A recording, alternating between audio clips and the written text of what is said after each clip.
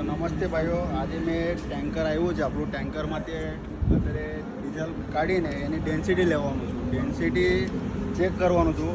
અહીંયા અત્યારે ટેન્કર આવ્યું છે. ટેન્કર આથી ડેન્સિટી આવી છે 831.1 આવી છે. હવે આવી રીતના અહીંયા ડેન્સિટી આવી છે. સેમ આવી રીતના ડેન્સિટી બહાર બી આવતી છે કે એ જોઈ શકો છો આપણે. હમણાં એ તમને મેં બતાવું કે કેવી રીતના ડેન્સિટી લેવાય.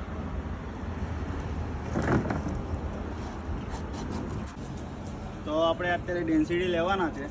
અત્યારે આર્યન તમને થર્મોમીટર નાખે અહીંયા અંદર, હાઇડ્રોમીટર નાખવાનું.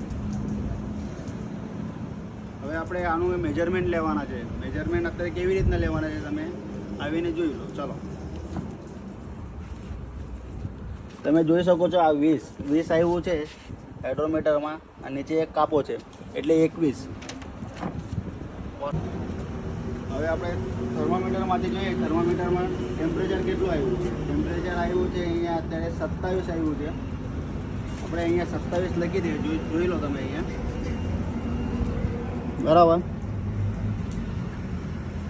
બોલો,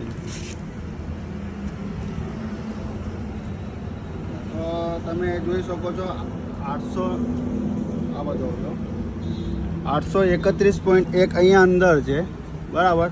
પછી અંદર અહીંયા મોબાઈલમાં આપણે લીધી છે મેન્યુઅલી ડેન્સિટી, તો 831.1 આવી છે એટલે ડેન્સિટી મેચ થઈ ગયેલી છે આપણી. હવે આપણે ટેન્કર ખાલી કરવાના છે. આવો તમારા અરે ડેન્સિટી લઈ લીધી છે. ડેન્સિટી માટે આપણે સેમ્પલ કાઢવા માટે અહીંયા ડોલમાં ડીઝલ કાઢેલું હતું. સેમ્પલ ભરીને આપણે અંદર મૂકી દીધા છે. ડેન્સિટી આપણે આવી ગયેલી છે. અત્યારે આ ડોલમાંથી કાઢેલું પાછું ટાંકીમાં નાખતા છે આપણે. ટાંકીમાં નાખવા પછી અત્યારે આ પાઇપ લગાવીને પછી ગાડી સ્ટાર્ટ કરવાના છે આપણે ખાલી કરવા માટે. તો આપણે અત્યારે જોઈ શકો છો કે આપણે અહીંયા પાઇપ કનેક્ટ કરી દીધું છે. ગાડી ખાલી કરવાની પ્રોસેસ ચાલુ કરી દીધી છે. હમણાં થોડી વારમાં આપણી ગાડી ચાલુ કરવાના જ છે. સૌથી પહેલાં આપણે અત્યારે ચેક કરી લેવાના છે. ફાયર બાટલા મૂકેલા છે. ફાયર બાટલા આપણા મૂકેલા છે. 2 બાટલા મૂકેલા છે. એક અહીંયા મૂકેલો છે, એક તે બાજુ મૂકેલો છે. બીજી વાત, આપણે અર્થિંગ લગાવી છે. અર્થિંગ લગાવી છે આપણે. હવે આ બધું સેફટી મેન્ટેન કરીને પછી આપણે ટેન્કર ચાલુ કરવાનું છે. હિરેન, ટેન્કર ખાલી કરવા માટે ચાલુ કરો.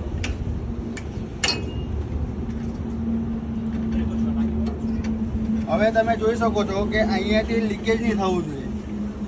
અહીંયાથી લીકેજ નહીં થવું જોઈએ. એના મૂળે શું છે, ડીઝલ વધારે પડતા નીચે પડે. ડીઝલ નીચે પડવું નહીં જોઈએ, એવી રીતના સીલિંગ કરવું પડે. અત્યારે આ પરફેક્ટ સીલિંગ કરેલી છે. ડીઝલ નીચે ન પડતું છે. અહીંયાથી અત્યારે આ બાજુ બી લીકેજ નહીં થતું છે. હવે ટીટી ખાલી કરવાનું ચાલુ થઈ ગયેલું છે.